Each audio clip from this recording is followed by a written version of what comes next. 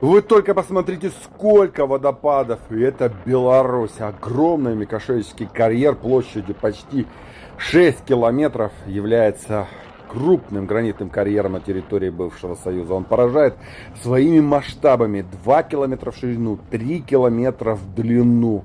Карьер ввели в эксплуатацию в декабре 1975 года. Всего же ему отведено 70-80 лет. В 2050 году он будет закрыт.